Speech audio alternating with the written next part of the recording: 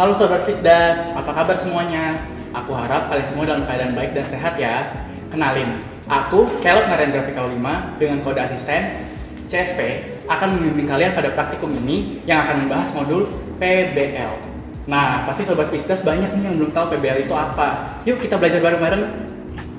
Oke, jadi PBL itu kepanjangannya adalah pengukuran besaran listrik. Nah, di modul ini kita bakal banyak merangkai komponen listrik untuk kita ukur tegangan, hambatan, dan juga arus pada di rangkaian listrik tersebut. Nah, PBL ini akan kita bagi menjadi 3 submodul yang akan kita namakan sebagai PBL 1, PBL 2, dan juga PBL 3. Tanpa lama-lama lagi, yuk kita langsung ke PBL 1. Nah, jadi di PBL 1 ini, judul PBL-nya adalah untuk mengukur hambatan dalam basic meter. Tujuan dari PBL 1 ini ada 2, yaitu untuk memahami fungsi dan aplikasi dari multimeter, serta mengukur hambatan dalam dari basic meter. Nah, dasar teorinya dapat kita bagi menjadi 3 bagian nih. Yang pertama, kita akan memahami dulu apa aja sih alat-alat utama yang kita gunakan di PBL 1. Yaitu ada 2 alat ukur besaran listrik, yaitu basic meter dan juga multimeter. Basic meter adalah alat ukur besaran listrik analog yang digunakan untuk mengukur arus listrik saja. Sementara multimeter adalah alat ukur besaran listrik yang dapat kita alih fungsikan menjadi voltmeter, ohmmeter, dan juga ampermeter, yang berarti bahwa multimeter dapat kita gunakan untuk mengukur tegangan, arus, dan juga hambatan. Nah, dasar teori yang kedua, kita akan membahas nih hukum-hukum apa saja sih yang akan diimplementasikan dalam PBL 1 ini, yaitu ada 2 juga, yaitu hukum Ohm dan hukum Kirchhoff. Hukum Ohm itu membahas hubungan antara tegangan, arus, dan juga hambatan, yang bunyinya adalah besarnya kuat arus pada suatu konduktor yang memiliki 2 titik akan berbanding lurus dengan tegangan pada 2 titik tersebut dan berbanding terbalik pada hambatan di antara kedua titik tersebut, yang dapat dirumuskan menjadi I sama dengan P per R. Sementara hukum Kirchhoff adalah hukum kekalan muatan listrik yang menyatakan bahwa arus masuk pada suatu rangkaian tertutup itu jumlahnya sama dengan arus keluar, yang dapat kita rumuskan menjadi sigma I sama dengan 0. Nah, kira-kira apa ya hubungannya arus masuk, arus keluar dengan sigma I sama dengan 0? Nah, sigma I sama dengan 0 ini menunjukkan bahwa arus yang ada dalam suatu rangkaian tertutup itu tidak akan dipengaruhi oleh komponen listrik di luar rangkaian tersebut, sehingga arus yang masuk ataupun keluar di luar rangkaian itu sama dengan 0. Lalu dasar dari yang ketiga adalah kita akan membahas di skematik rangkaian PBL 1 seperti apa. Jadi kita bisa lihat nih, kalau di PBL 1, satu daya akan kita rangkai secara seri terhadap hambatan beban, terhadap basic meter, dan akan kembali lagi ke satu daya. Lalu multimeter akan kita rangkai secara paralel terhadap basic meter. Nah, mungkin teman-teman juga menanyakan nih, apa sih sebenarnya hambatan dalam itu? Hambatan dalam itu adalah hambatan yang dimiliki oleh hampir semua komponen listrik yang tujuannya untuk menghambat arus dan tegangan yang diterima oleh komponen listrik tersebut untuk mencegah adanya kerusakan ataupun korslet seperti short circuit. Nah, tapi sayangnya hambatan dalam suatu alat ukur besaran listrik seperti galvanometer dan dosimeter itu membuat alat ukur tersebut jadi tidak bisa 100% akurat dalam mencatat arus dan tegangan yang melewati alat ukur besaran tersebut. Nah, maka dari itu sangat penting untuk kita mengetahui hambatan dalam dari setiap alat ukur besaran listrik yang akan kita gunakan agar kita bisa mengantisipasi supaya kita bisa mendapatkan data yang 100% akurat.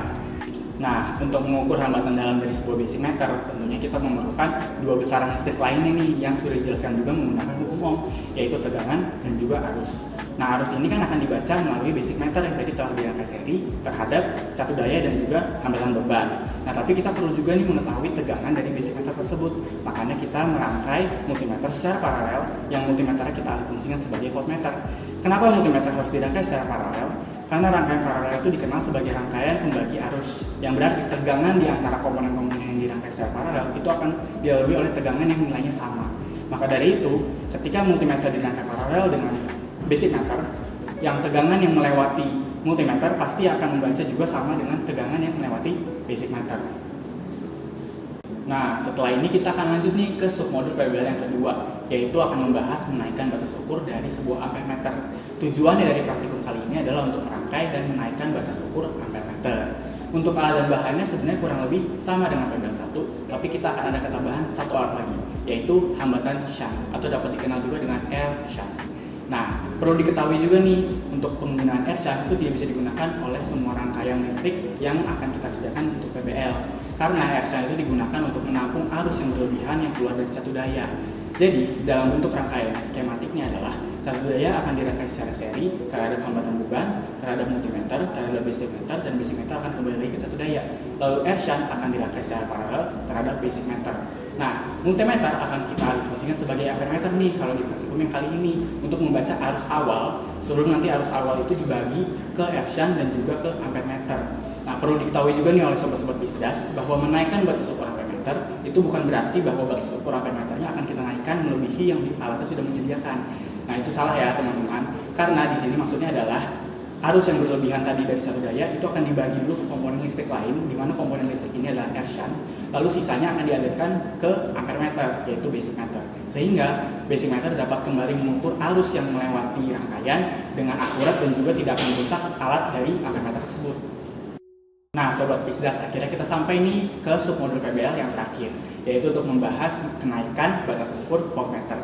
Tujuan dari PBL 3 ini juga untuk merangkai dan menaikkan batas ukur voltmeter. Nah, di mana PBL 2 tadi ada tambahan alat berupa ershan, di PBL 3 ini akan ada tambahan alat berupa hambatan multiplier atau yang bisa disebut juga sebagai R multiplier.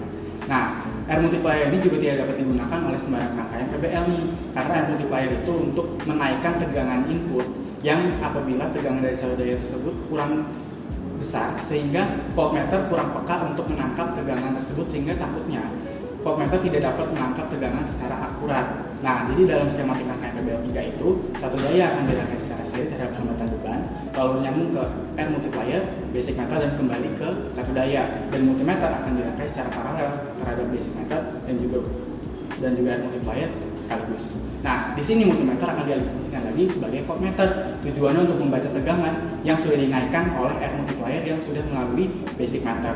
Basic meter di sini hanya bisa membaca arus. Jadi voltmeternya perlu kita menggunakan multimeter. Nah, jadi menaikkan batas ukur voltmeter di PBL 3 ini artinya adalah bukan batas ukur voltmeternya dinaikkan melebihi kapasitas alatnya, tapi R multiplier tadi akan menaikkan tegangan input sehingga batas ukur dari voltmeter akan diperluas sehingga dapat mengukur tegangan meskipun ukurannya kecil. Nah, gimana di sobat bisdas? Kira-kira udah kebayang lah ya PBL itu akan belajar apa? Tapi wait, jangan kemana-mana dulu, karena rekan aku abis ini akan menjelaskan rincian prosedur praktikum mulai dari PBL 1, PBL 2, sampai PBL 3. Selamat belajar! Halo, gimana nih? Tadi udah belajar kan baru berkelab, seru kan? Oke, sekarang aku bakal nemenin kalian nih yang gak bakal kalah seru. Aku Aulia Binasya Fitri dengan kode AUL bakal nemenin kalian buat kasih tahu cara-cara kita praktikumnya, ada prosedurnya dan juga cara pengerjaannya. Oke, alat dan bahan di praktikum PBL ini yang bakal kita butuhin yaitu yang pertama ada catu daya, yang kedua ada multimeter, yang ketiga ada kisi soket, yang keempat ada basic meter, yang kelima ada resistor, keenam ershan, ketujuh R multiplier, dan yang kedelapan ada jumper. Setiap alat dan bahan itu kan pasti punya SOP dan harus kita rawat. Dan SOP-nya yaitu yang pertama adalah catu daya hanya boleh dinyalakan setelah rangkaian selesai. Yang kedua adalah catu daya dinyalakan dan pastikan voltasenya menuju angka 0. Yang ketiga adalah rangkaian tidak boleh diubah-ubah saat catu daya dinyalakan. Yang keempat, ershan dengan label 50 mA dan 1000 mA. Yang kelima adalah R multiplier dengan label 1 volt dan 10 volt. Dan yang keenam, jangan terlalu lama menyalakan catu daya. Yang ketujuh, sebelum catu daya dimatikan, pastikan skala voltase sudah menunjukkan angka 0. Yang kedelapan, yang paling penting adalah saat mencabut jumper, pegang kepalanya, jangan kabelnya. Oke, untuk praktikum di PBL 1 ini kita bakal menghitung hambatan dalam basic meter, di mana di multimeter kita bakal menghitung tegangan, dan juga di galvanometer kita bakal menghitung arus listrik. Kita juga bakal menggunakan resistor 220 k ohm dan juga 220 ohm. Oke, untuk praktikum yang pertama ini kita menggunakan resistor 220 k ohm. Setelah itu, catu daya positif kita hubungkan dengan resistor, dilanjutkan dengan resistor dihubungkan dengan galvanometer positif. Setelah itu galvanometer negatif dihubungkan dengan catu daya negatif lagi. Setelah itu, multimeter bakal kita paralelkan dengan galvanometer. Untuk yang negatif, kita hubungkan dengan galvanometer negatif. Untuk multimeter positif, kita bakal hubungkan dengan galvanometer positif.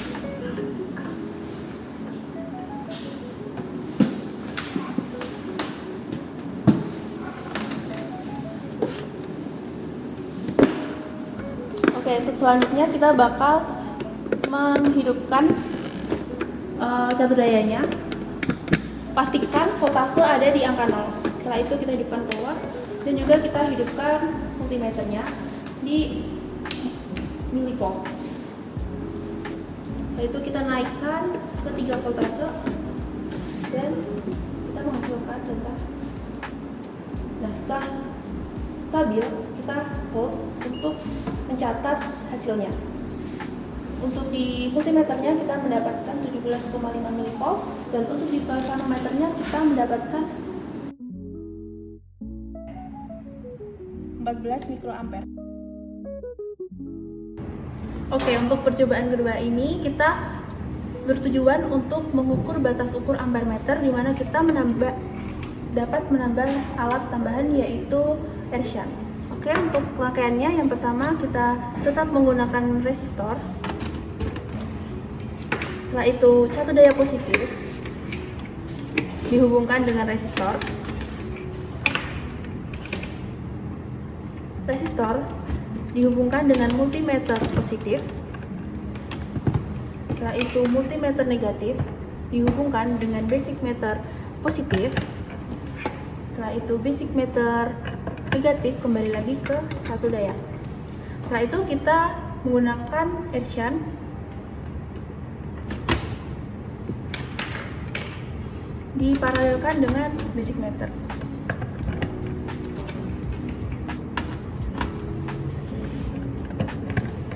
Oke, setelah rangkaian selesai, kita akan menghidupkan catur daya.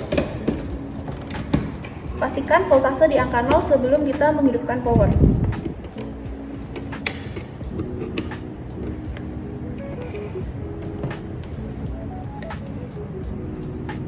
Oke, untuk percobaan kali ini kita mendapatkan 0,02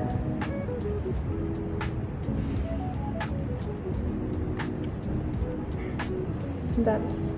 Mendapatkan 0,02 miliampere dan di galvanometer juga kita mendapatkan 2 mikroampere. Oke, untuk praktikum PBL 3 ini kita tujuannya yaitu menambahkan batas ukur voltmeter di mana kita menambahkan alat yaitu R multiplier. Untuk rangkaiannya tetap kita menggunakan resistor.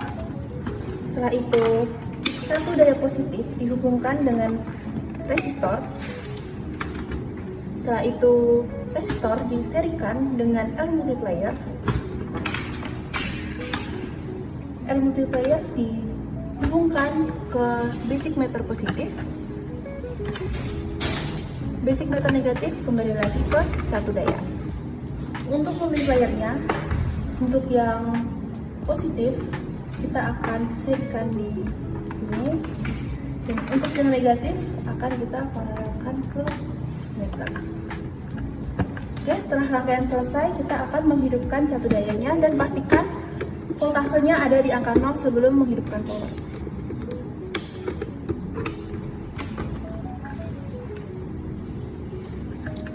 Ini kita menggunakan yang milivolt.